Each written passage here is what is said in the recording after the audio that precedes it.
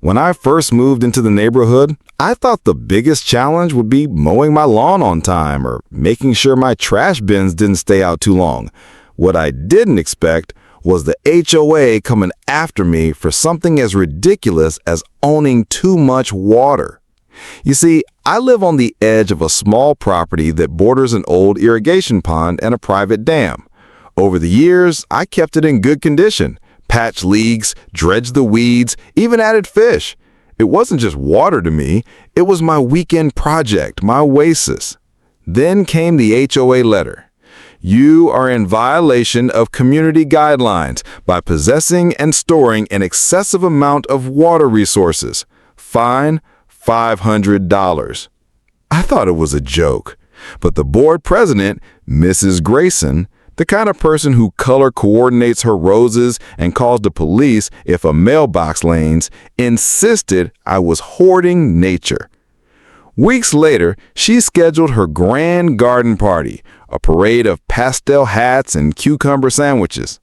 On that very day, after one too many smug emails, I walked up to the dam's crank wheel and gave it a turn. The gates opened, water rushed. The trickle became a torrent, and just like that, her precious garden party turned into a floating tea service, hats bobbing like lily pads. They tried to find me again, but I had the last laugh. If I can't own too much water, then clearly it belongs to all of you now. Homeowners associations, or HOAs, were originally designed to create orderly, well-maintained neighborhoods where property values are preserved and residents enjoy a sense of shared pride.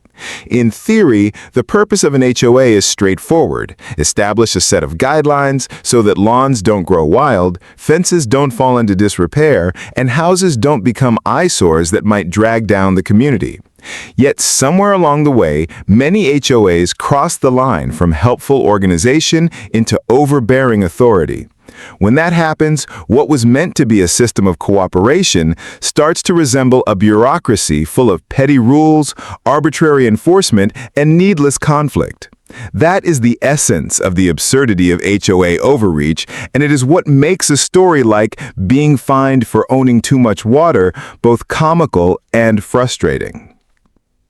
The first absurdity lies in the fact that HOAs often create rules that go far beyond what is necessary to maintain a neighborhood. Instead of focusing on legitimate safety issues, such as ensuring fire hydrants are accessible or sidewalks are kept clear, HOAs sometimes regulate matters that are purely cosmetic or even personal. They may dictate the exact shade of beige you're allowed to paint your home, whether your curtains can be visible from the street, or how many cars can sit in your own driveway. What begins as a reasonable idea, uniformity for the sake of property value, quickly spirals into micromanagement. The idea that someone could be fined for storing water on their property illustrates just how stretched the logic of HOA rules can become. Water, in this case, was not a nuisance, nor was it harming anyone. It was simply a feature maintained by a homeowner who took care of it responsibly. And yet, the HOA saw fit to turn it into a violation. Another layer of absurdity comes from the inconsistency with which these rules are enforced. HOAs are typically run by boards of residents, often volunteers, who may not have legal training or professional experience in governance. Because of this, rules are sometimes applied selectively, depending on personal biases or neighborly disputes. If an HOA board member takes issue with a specific homeowner, they might suddenly notice every possible infraction, from a slightly tall blade of grass to a decorative item that sits an inch outside regulation limits. Meanwhile, other neighbors may get away with much more, simply because they're on good terms with the board. This inconsistency creates a sense of unfairness and fuels resentment as homeowners feel targeted not for genuine violations, but for arbitrary reasons. The educational lesson here is that unchecked authority, even at the smallest community level, often leads to overreach. When rules are vague or overly broad, they invite interpretation that can be used to justify almost anything. A phrase like owning too much water is an example of a rule that has no clear definition, no measurable standard, and no reasonable enforcement mechanism. Without boundaries, such rules become tools for harassment rather than instruments of community order. This teaches us the importance of transparency and precision in any governing body, whether it's a national government or a neighborhood association. If rules are not clear, they will eventually be twisted, and the people affected will lose trust in the institution. Finally, HOA overreach highlights the tension between collective good and individual rights. While no one disputes the need for some shared standards in a community, there is a difference between ensuring safety and enforcing conformity. People move into neighborhoods not just to own a house, but to make it a home, and homes are deeply personal. When an HOA steps in to regulate aspects of life that do not harm others, it crosses from protecting property values into controlling individuality. The result is a chilling effect where homeowners feel like tenants in their own property, always waiting for the next letter, the next fine, or the next accusation of being out of compliance. In essence, the absurdity of HOA overreach is not simply about one rule or one fine. It is about the larger lesson that authority, without balance, accountability, and reason, tends to expand beyond its original purpose. What starts as an agreement to keep the neighborhood neat can end up stifling personal freedom and creating unnecessary conflicts between neighbors. By examining these dynamics, we can better understand why stories of ridiculous fines resonate so strongly, because they remind us that rules are meant to serve people, not the other way around. The relationship between personal investment and collective control is one of the most important dynamics in any community, especially within neighborhoods managed by a homeowners association. When someone purchases a home, they are not just buying a structure, they are investing in a place that will reflect their values, habits, and identity. A home becomes a canvas where people pour time, money, and creativity. They mow lawns, plant flowers, repair fences, and sometimes take on larger projects like ponds, gardens, or outbuildings. These efforts represent not only financial commitment, but also emotional ownership. When those efforts are respected, they strengthen both individual satisfaction and community well-being. When they are undermined by overbearing regulation, however, they create frustration and resentment. The conflict between individual care and HOA oversight reveals how delicate the balance between personal investment and collective control can be. In many ways, personal investment contributes directly to the collective good. A homeowner who manages a pond or maintains a dam is not only enhancing their own property, but also improving the neighborhood's aesthetics, biodiversity, and potentially even property values. Such projects require vision, discipline, and resources, and they often serve as models for neighbors who might be inspired to care for their own spaces with equal dedication. The ripple effect of one person's investment can create a stronger sense of pride throughout the community. This is why communities thrive when they allow homeowners the freedom to express themselves through their property in ways that do not cause harm to others. However, collective control through an HOA is designed to set boundaries to ensure that individual expression does not negatively affect the neighborhood as a whole. The problem arises when those boundaries are drawn too tightly or interpreted too literally. A rule that is meant to prevent unsafe water storage, for instance, might be stretched to label a maintained pond as owning too much water. When rules become this rigid or absurd, they stop serving the collective good and instead stifle the personal investment that sustains the community. This reveals a fundamental misunderstanding of the role of collective governance. It should protect against harm, not diminish harmless personal effort. Education about governance helps us see that the healthiest communities are those that value reciprocity. Homeowners need to respect the fact that living in a shared neighborhood involves compromises. But boards and associations also need to respect that individuals have the right to care for their property in meaningful ways that do not cause harm to others. When either side oversteps, imbalance occurs. In the case of the water fine, the association's attempt to assert control over something that was being responsibly maintained not only ignored the homeowner's investment, but also failed to recognize the benefits it offered to the community. Instead of fostering cooperation, the HOA turned a source of pride into a source of conflict. This imbalance between investment and control also sheds light on the psychology of ownership. People have a natural desire to see the results of their labor respected and valued. When someone dedicates time to improving their property, they do so with the expectation that their efforts will be acknowledged or, at the very least, left undisturbed. Collective bodies that dismiss or penalize such efforts risk alienating their members. Over time, this leads to disengagement, where homeowners no longer feel motivated to invest in their properties beyond the bare minimum. Ironically, this erosion of personal initiative can harm the very property values that HOAs claim to protect. The larger lesson is that governance, at any level, must strike a balance between oversight and autonomy. Too much autonomy can indeed cause problems, neglected yards, unsafe structures, or disruptive behavior, but too much control creates a culture of fear and resentment, where individuality is replaced by conformity and investment is discouraged. A thriving community is not one where every property looks identical, but one where shared values coexist with personal expression. It is in this balance that both personal pride and collective well-being can grow. The fine for owning too much water is more than a quirky anecdote. It is a symbol of what happens when collective control forgets to respect personal investment.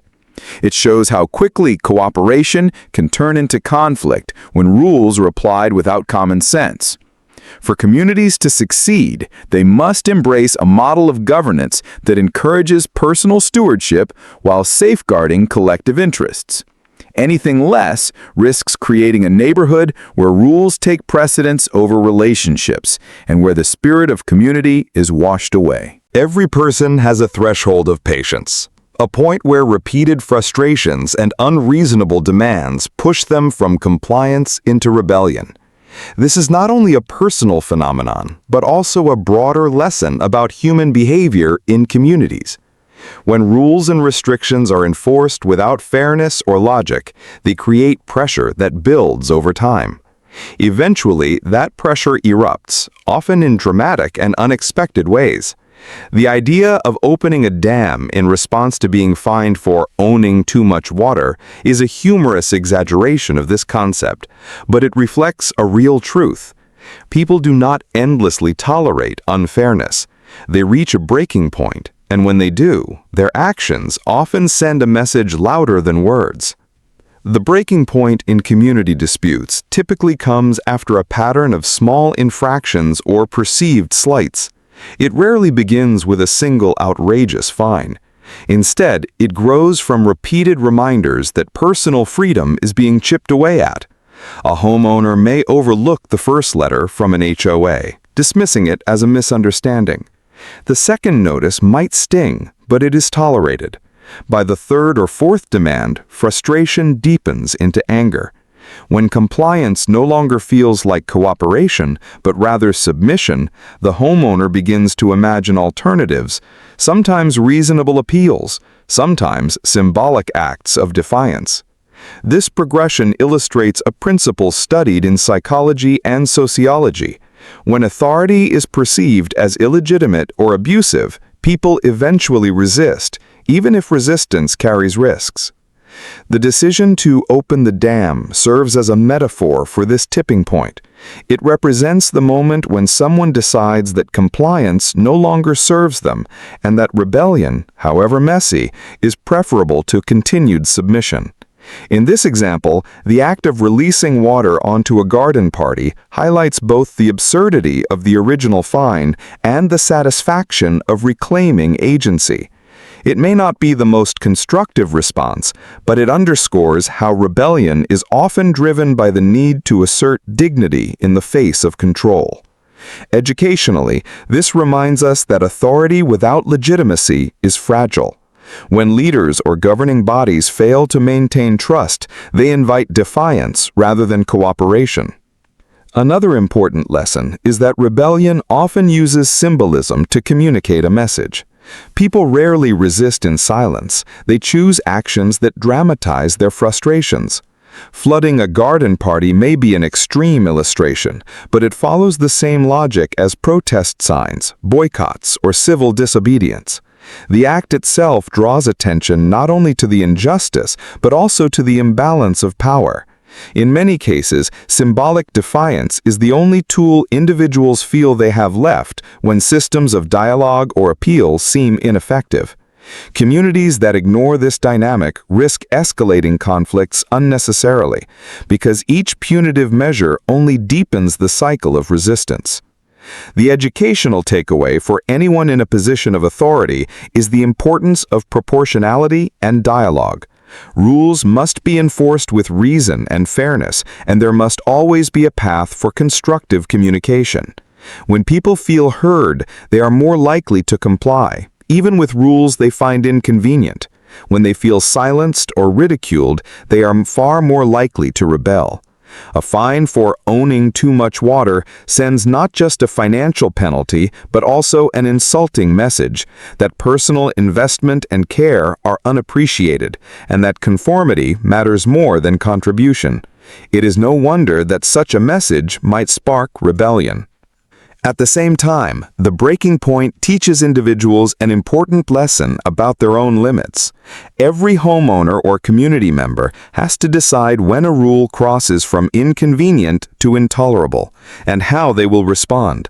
While rebellion can be satisfying, it also carries consequences, and not all symbolic gestures are productive. The challenge is to find ways of pushing back that expose the absurdity of overreach without escalating the conflict beyond repair. That balance is difficult, but it is also essential for creating communities where differences can be resolved without constant battles.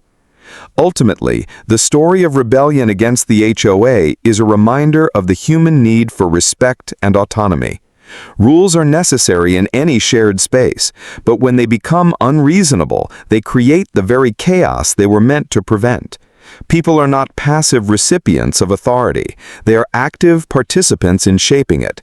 When their voices are ignored, their actions become louder. The breaking point, whether expressed through humor, protest, or symbolic defiance, is not just an act of rebellion, but also a call for balance, fairness, and common sense in community life. Community is one of the most powerful concepts in human life. It represents the idea that people can live together, support one another, and create environments where everyone benefits. However, the line between community and control is often thinner than it seems. Rules, regulations, and expectations are necessary to keep order, but when those rules turn into tools of domination rather than cooperation, the very spirit of community is lost. The lesson from the story of being fined for owning too much water is not just about one homeowner's frustration, but about a larger truth. True community thrives on collaboration and respect, not rigid enforcement and unnecessary punishment. One of the first educational points to consider is the purpose of rules. At their best, rules exist to create fairness and safety. They provide a framework so that people know what is expected and can rely on others to uphold similar standards. In neighborhoods, this might mean ensuring lawns are maintained, trash is disposed of properly, and buildings are kept structurally sound. These types of rules prevent harm and preserve value for everyone. But when rules are written or enforced without flexibility, they stop serving the group and instead begin to elevate the preferences of a few individuals. A fine for something as abstract as owning too much water does not protect the neighborhood. It simply creates resentment, which erodes trust in the very institution meant to foster unity. Another key lesson is that cooperation cannot be forced. People comply with rules willingly when they feel those rules are reasonable and applied fairly. When rules feel arbitrary or unfair, compliance often comes reluctantly, accompanied by simmering frustration. Over time, this frustration builds into active resistance. For a community to function well, its members must feel that their contributions are valued and their individuality respected. When rules move into the realm of micromanagement, they strip people of the sense of ownership that makes them want to contribute positively in the first place. In this way, excessive control not only weakens community, but also undermines its future growth. The concept of control in communities also raises questions about power and accountability. HOAs and similar governing bodies are often run by a small group of individuals who make decisions on behalf of many. If those individuals interpret rules narrowly or use their positions to impose personal preferences, they can distort the purpose of the organization. This highlights the need for checks and balances, even in small-scale governance. Communities should be built on shared values and democratic participation, not the will of a few. Without mechanisms for accountability, rules risk becoming tools of oppression rather than instruments of fairness. Education in this context means recognizing that community is strongest when it is based on dialogue. Rules should be discussed openly, and enforcement should include opportunities for appeal and conversation. When a homeowner feels heard, even an unfavorable decision is easier to accept. What destroys cooperation is the sense that decisions are handed down without regard for context or reason. A community that prioritizes listening and compromise over rigid enforcement creates a culture of respect, where differences are resolved constructively rather than through conflict. Another important perspective is the role of individuality in community life. While uniformity may appear to create harmony, in reality, diversity is what makes communities vibrant and resilient. A neighborhood where every house looks exactly the same may appear orderly, but it lacks character. Allowing people to express themselves within reasonable boundaries gives a community personality and vitality. This balance is essential. When individuality is crushed under the weight of overregulation, people no longer feel like participants in the community. They feel like subjects of it. That distinction is crucial because participation fosters pride and care, while subjugation fosters resentment and neglect. Ultimately, the lesson is that true community is about cooperation, not control. Rules are necessary, but they should always serve people, not dominate them. Communities work best when they empower individuals to invest in their homes and lives while also providing shared guidelines that protect the group from harm.